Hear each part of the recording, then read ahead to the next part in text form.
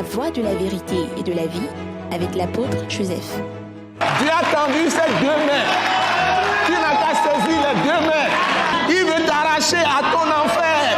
Il veut te sortir du trou. Il veut te sortir des problèmes. Saisis les deux bras de Dieu. Viens à lui. En Jésus-Christ. Ce message de l'apôtre Joseph Kodouak-Bemehin vous est présenté par le mouvement de réveil d'évangélisation, Action toute âme pour Christ international, Attaque internationale.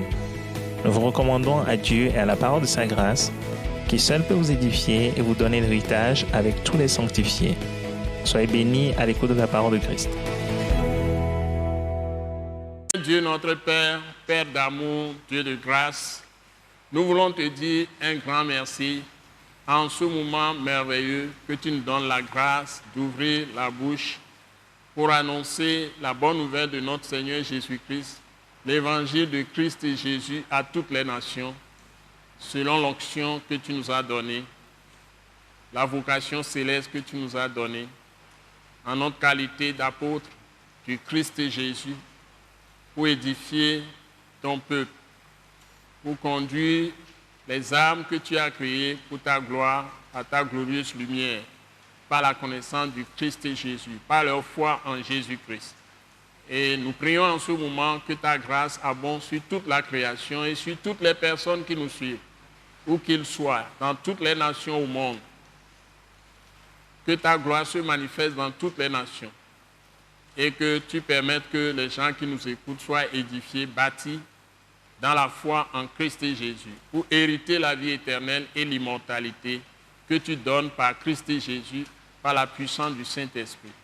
Nous donnons gloire à ton Saint-Nom pour les grandes choses que tu fais dans toute la création.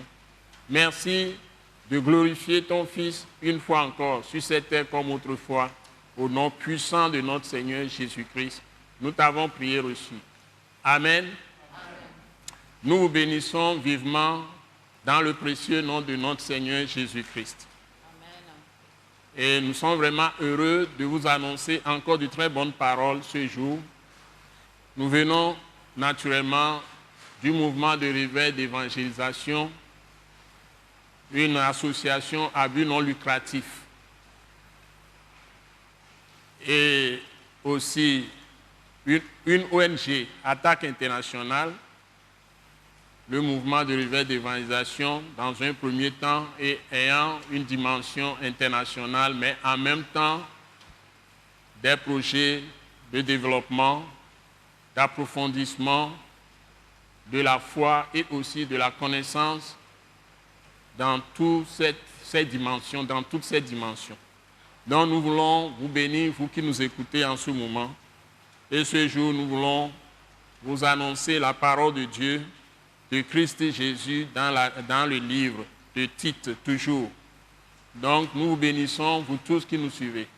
Père Céleste, merci de multiplier la grâce pour tout le monde et de les bénir et d'édifier toutes les personnes qui sont déjà en Christ et Jésus, mais de conduire à la foi ceux qui ne te connaissent pas, au nom puissant de Jésus de Nazareth. Amen. Amen. Amen. Nous allons y aller. Maman Grace, nous te passons la parole pour nous lire le texte de Tite, chapitre 2. Tite, chapitre 2, du verset 11 au verset 15. C'est un rappel avant que nous n'entrions dans le chapitre 3, Tite, chapitre 3, du verset 1 à 5. Donc, nous prions que vous notiez le texte. Le premier texte, c'est Tite, chapitre 2, du verset 11 à 15. Nous l'avons déjà prêché, mais nous faisons un rappel très important qui nous permet d'entrer dans le chapitre 3. Parce que le chapitre 3, c'est une continuation merveilleuse du chapitre 2, surtout les versets 11 à 15 d'abord, c'est le début, et ça continue avec le chapitre 3. Soyez bénis. Amen. Maman Grace, tu peux y aller. Le premier texte, Tite, chapitre 2, du verset 11 au verset 15. Nous y allons. Car la grâce de Dieu, source de salut pour tous les hommes, a été manifestée. Elle nous enseigne à renoncer à l'impiété et aux convoitises mondaines et à vivre dans le siècle présent selon la sagesse, la justice et la piété, en attendant la bienheureuse espérance et la manifestation de la gloire du grand Dieu et de notre Sauveur Jésus-Christ, qui s'est donné lui-même pour nous, afin de nous racheter de toute iniquité et de se faire un peuple qui lui appartienne, purifié par lui et zélé pour les bonnes œuvres. Dis ces choses, exhorte et reprend avec une pleine autorité. Que personne ne te méprise. Amen. Amen. Amen. Merci beaucoup, Maman Grace. Mais tu vas nous reprendre le verset 11 d'abord. Le verset 11. Nous sommes dans Tite, chapitre 2, verset 11. Car la grâce de Dieu, source de salut pour tous les hommes, a été manifestée. Car la grâce de Dieu, source de salut pour tous les hommes, a été manifestée. Voilà cette grande déclaration que nous avons dans Tite chapitre 2 verset 11. Nous avons déjà commenté, mais nous voulons rappeler cela parce que ça continue avec le chapitre 13 après les versets 12 à 15. Donc nous ne pouvons pas sauter ce texte si nous voulons traiter les premiers versets et les versets suivants du chapitre 3. Donc nous sommes obligés. La Bible nous dit que la grâce de Dieu a été manifestée. C'est la première partie. Et continue en disant, source de salut pour tous les hommes. Tout, T-O-U-S. Tous les hommes, sans exception. Dans homme, il y a aussi la femme, homme et femme. Donc, c'est comme ça que Dieu les a créés. Il les a créés, hommes et femmes. Genèse chapitre 5, verset 1. Donc, quand on dit pour tous les hommes, c'est toutes les femmes, les jeunes filles, même les petites filles qui sont bébés. Et tout le monde, toutes les vieilles femmes, tout le monde. Et il y a aussi les hommes, les vieillards ou bien les gens de troisième âge, personnes âgées, qui sont des hommes masculins ou bien des hommes masculins adultes, des hommes masculins qui sont des jeunes gens, des hommes masculins adolescents. De l'autre côté, ce sont les adolescentes, les jeunes filles, etc. Et aussi les garçons, les petits garçons ou les petites filles, et même les bébés. Même le nourrisson, Dieu a un plan de vie pour le nourrisson. Même le fœtus qui n'est pas encore né, Dieu ne nous dit pas de nous débarrasser du fœtus. C'est un être complet. Parce que la parole de Dieu nous a enseigné à travers la parole de Jérémie. Dans le livre de Jérémie, Dieu lui a dit que avant que tu ne sois conçu dans les entrailles de ta mère, je t'ai connu et je t'ai établi prophète des nations. Donc ça veut dire que Dieu connaît tous ceux qui vont naître avant même qu'ils ne soient conçus dans les entrailles de leur mère. Et c'est là où c'est formellement interdit par Dieu de se débarrasser du fœtus, c'est-à-dire l'avortement n'est pas permis par Dieu. Cela est une interprétation vraie et exacte, correcte. C'est très important. Mais aujourd'hui, il y a beaucoup de choses qui se passent.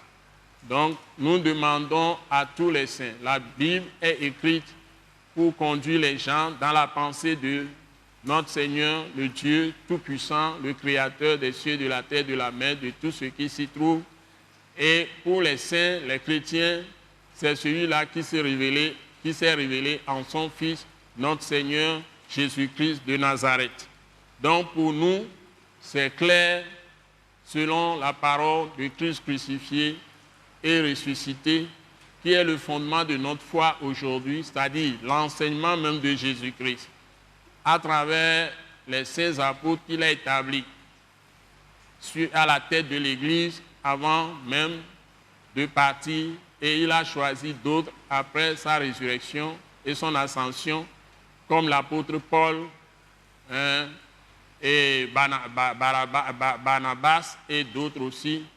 Donc, nous devons reconnaître que tous les apôtres sont les personnes établies par le Christ Jésus pour donner la saine doctrine de Dieu, c'est-à-dire la vraie parole de Christ crucifié et ressuscité. Donc ce sont leurs écrits qui constituent le fondement de notre foi. Donc ici c'est la saine doctrine qu'on nous transmet à travers les lettres adressées aux églises, nous l'avons dit.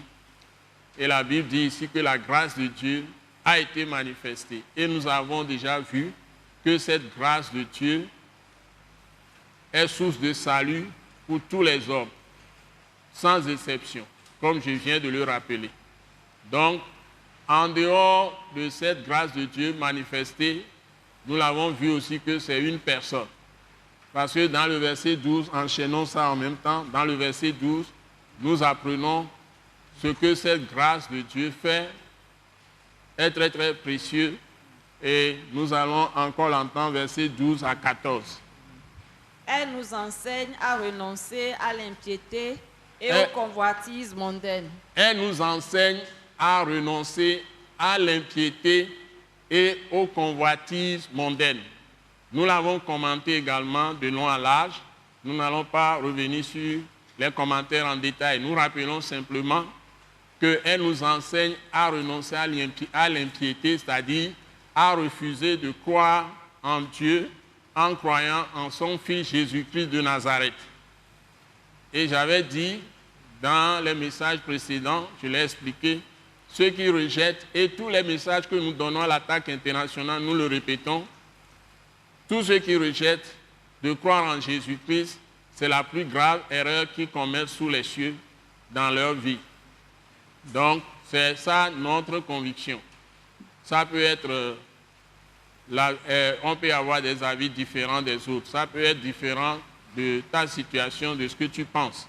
Mais nous qui annonçons la parole de Christ crucifié, ressuscité, ayant goûté à la bonté de Dieu par la foi en Jésus-Christ, nous croyons que la vie n'a de sens que si vraiment les gens arrivent à connaître ce vrai Dieu qui est venu en personne se livrer à la mort pour nos péchés. Donc c'est cette grâce qui nous enseigne.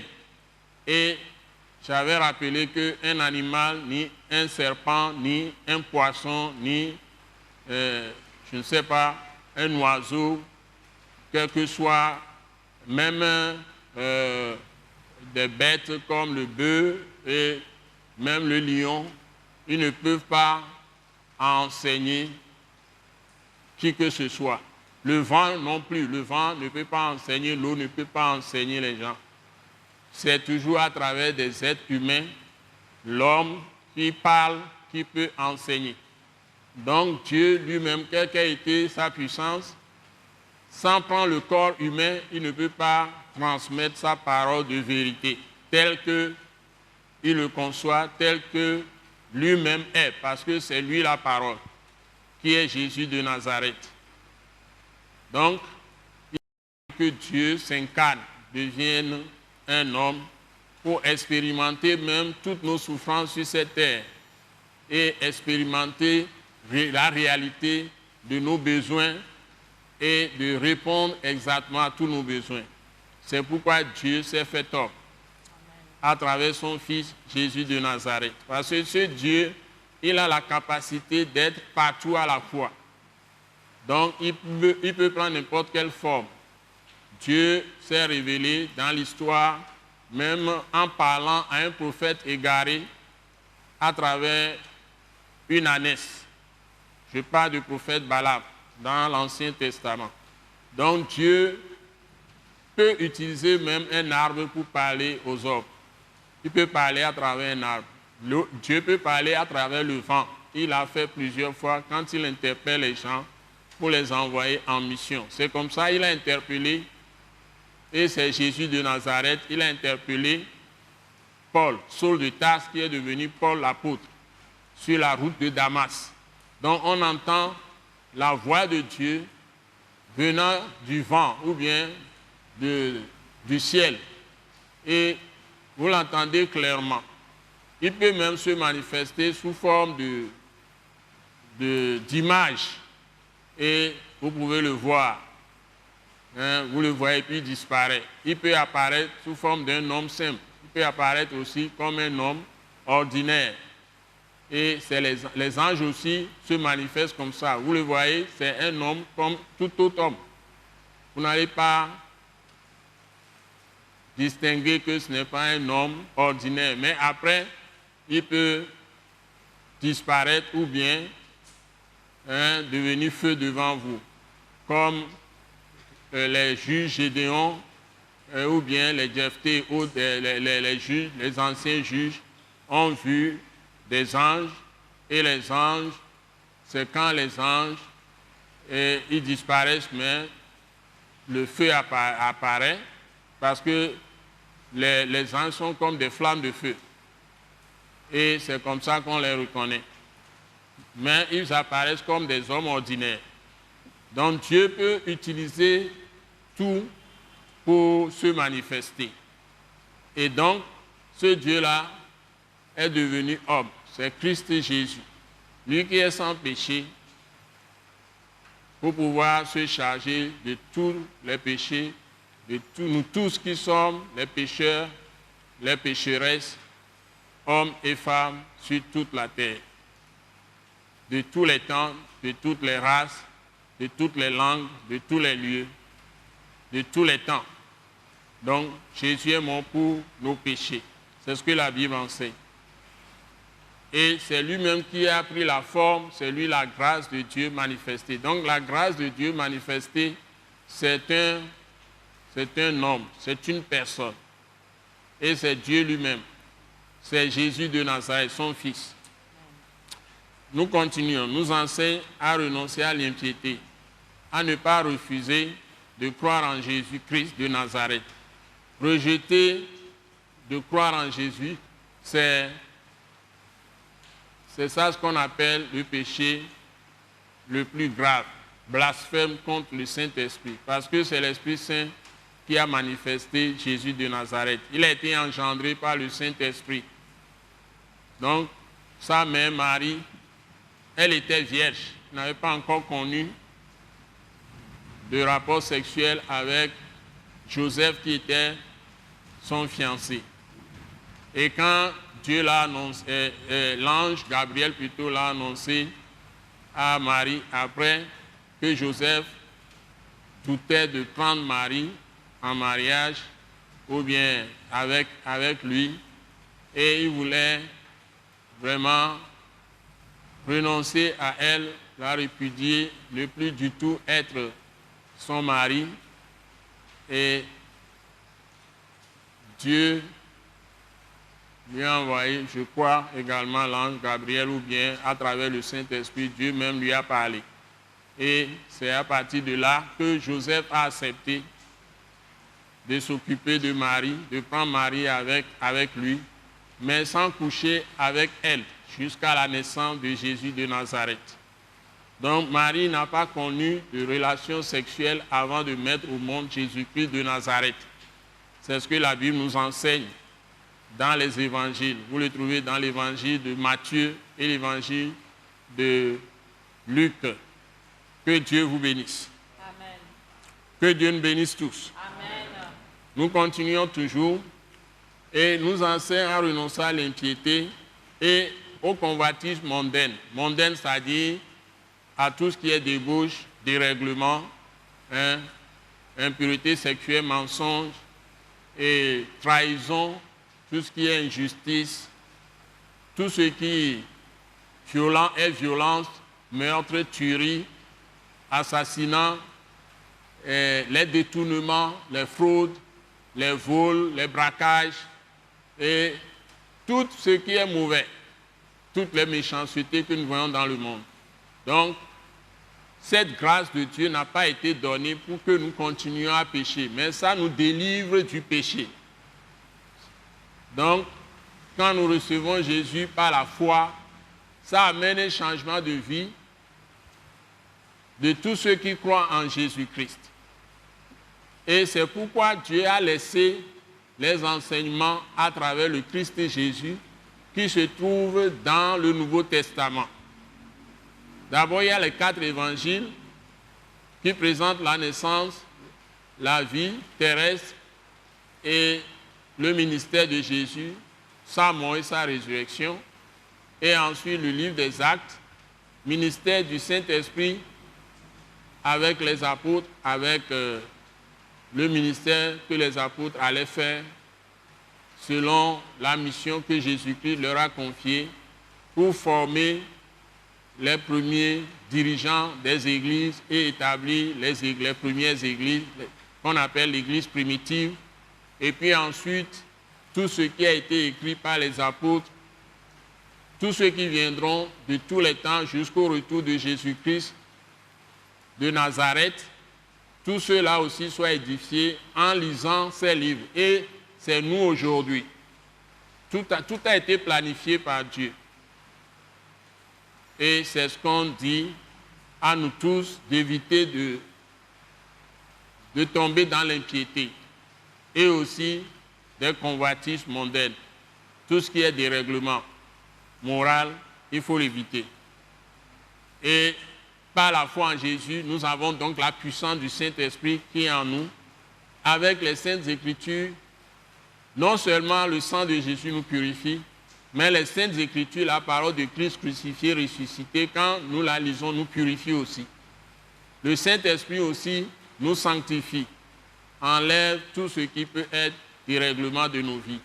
Donc, la parole de Dieu, le sang de Jésus, le Saint-Esprit agissant en nous, si nous persévérons dans la parole, c'est en ce moment que le Saint-Esprit utilise la parole comme son épée pour pouvoir détruire en nous toutes les mauvaises habitudes, les convoitises charnelles, les désirs mauvais, les émotions méchantes, tout ce qui est méchanceté de pensée ou méchanceté de cœur, les mauvaises langues, tout ce qui est calomnie, médisant, tout cela, nous serons libérés de tout ça.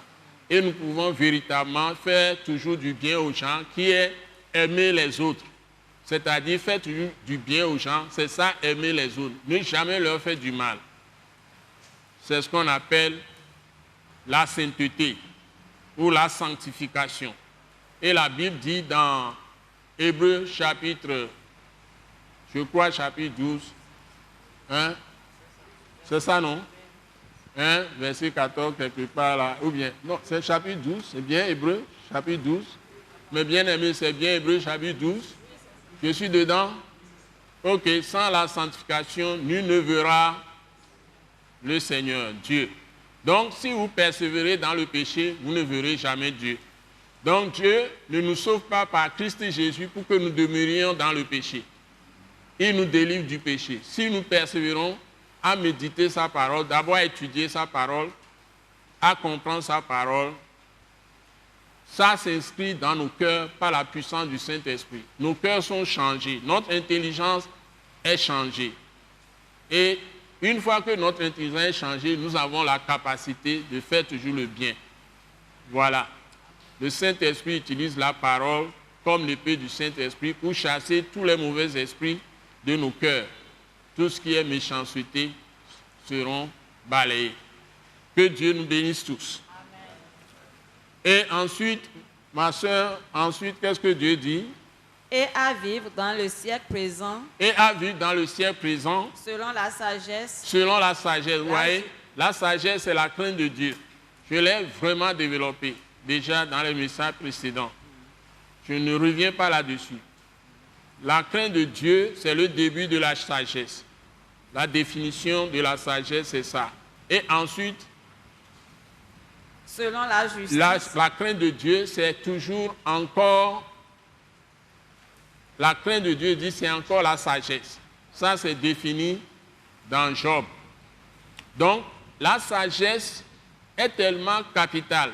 C'est la sagesse qui est modératrice de toutes nos actions, même de tous nos comportements, de toutes nos paroles, de tous nos jugements. Si tu n'as pas la sagesse, tu vas mal juger les gens et tu vas tomber sous le jugement de Dieu. Parce que tu as fait les calomnies, la médisance. La médisance, c'est quand quelqu'un fait le mal, il commet une erreur, une faute, un péché quelconque. Toi, tu prends ça et tu diffuses ça partout à tout le monde. C'est du genre ce qu'on fait par WhatsApp, les gens font aujourd'hui par WhatsApp. Ils vous disent partagez, partagez. Donc, on apprend une information, on ne vérifie même pas. Quelqu'un peut inventer quelque chose, une fausseté, un mensonge sur quelqu'un d'autre et envoie ça dans le circuit. Et automatiquement, on diffuse partout cela. Dans notre vernaculaire, dans notre langue locale, mimé cha cha cha. C'est fini, c'est parti. Et tout le monde est emporté par ce virus de destruction des gens, de diffamation des gens, de calomnie, de médisance. Ma soeur, on continue. Donc, il faut aussi la sagesse et pratiquer la justice, c'est ça. Oui, la justice. C'est-à-dire la droiture, la justice, la vérité. La piété. La piété. Donc, il faut croire, il faut pratiquer les choses de Dieu. C'est ça la piété. Donc, il faut éviter de développer un caractère de méchanceté et développer plutôt un caractère de piété, d'être pieux, c'est-à-dire de croître dans la grâce de Dieu, de croître dans la connaissance de Dieu, dans la pratique du bien, par la puissance du Saint-Esprit. Pratiquer la droiture, surtout l'intégrité, c'est-à-dire avoir un caractère irréprochable. Celui qui est intègre, c'est quelqu'un qui ne triche jamais. Il ne détourne pas de l'argent, il ne fait pas de fraude, il ne ment pas, il est toujours fidèle en tout ce qu'il fait, il est honnête. Il est toujours au rendez-vous. Si vous donnez un rendez-vous, il ne vous donnera jamais un faux rendez-vous. Il est ponctuel à ses rendez-vous, il est ponctuel dans ses actions. C'est-à-dire, si vous dites, il vous doit de l'argent, il va vous payer telle date, vous allez, il va vous donner votre argent. Si vous concluez une affaire, il ne va jamais vous tricher, il ne va jamais vous rouler, vous tromper.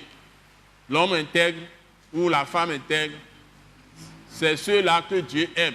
Il est béni abondamment. C'est ça qu'on est en train de nous dire ici. Continuons. En attendant la bienheureuse espérance. En attendant la bienheureuse espérance. Et la manifestation de la gloire du grand Dieu. Et la manifestation de la gloire du grand Dieu. Et de notre Sauveur Jésus-Christ. Et de notre Sauveur Jésus-Christ. Qui s'est donné lui-même pour nous. Qui s'est donné lui-même pour nous. Bon, allons-y, c'est bon comme ça. Qui s'est donné lui-même pour nous. Donc ce qu'on dit ici, nous devons avoir l'espérance aussi de la vie éternelle et de l'immortalité. Nous ne devons jamais l'oublier chaque jour. C'est ça l'espérance chrétienne. Donc ça nous galvanise à continuer à faire le bien. Ça nous galvanise à avoir les yeux sur les choses du ciel. C'est-à-dire, lorsque quelqu'un oublie d'avoir l'espérance de la vie éternelle et de l'immortalité, qui est un jugement dernier, et que Dieu récompensera tous ceux qui auront marché dans la sainteté, dans l'intégrité, dans la droiture, dans la justice, avec crainte de Dieu. C'est-à-dire qu'à cause de Dieu, tu ne fais jamais mal à personne. C'est ça la sagesse de Dieu. Maintenant, l'intelligence, c'est éviter le mal. Tu évites toujours le mal. Et tu pratiques ce qui est bien. C'est ça qu'on appelle pratiquer la justice. Donc tu as la sagesse et tu pratiques, et l'intelligence aussi, tu pratiques la justice, la droiture, l'intégrité, tout ça. Et tu peux avoir la couronne de vie, non seulement la vie éternelle, mais aussi l'immortalité. Ça y est, tu seras même libéré de tes maladies. Tu seras libéré des malédictions familiales. Tout ce qui pesait sur vos familles et que on dit tel meurt à 60 ans, tel meurt à 40 ans. Dans votre famille, à tel âge, les gens meurent. Toi, tu ne vas pas mourir à cet âge. Tu vas changer même la destinée de ta postérité future. Tous tes enfants vont être alignés sur ce que tu as fait. Dieu va les transformer. Donc c'est très important que nous comprenions ces choses. C'est ça la bienheureuse espérance. Hein? Et nous attendons la manifestation du grand Dieu, c'est-à-dire tous les jours, tu as le regard aussi sur le retour de Jésus de Nazareth. C'est une promesse précieuse. Jésus peut apparaître à tout moment. Donc tu ne peux pas imaginer que tu sois en train de commettre l'adultère où tu es en train de commettre l'impudicité, c'est-à-dire quelqu'un qui n'est pas en mariage avec toi, tu couches avec cette personne, tu ne vas pas faire ça. Ou de voler, ou de détourner, de braquer les gens. Tu ne peux jamais faire ça, de tuer quelqu'un, de mentir sur le compte de quelqu'un, commettre l'injustice. Si Jésus revenait à l'instant où tu as fait ça, tu es exclu du royaume de Dieu. Même si tu es chrétien, même si tu as été baptisé, tu peux même être un apôtre ou bien pasteur, n'importe qui. Tu ne vas pas hériter la vie éternelle.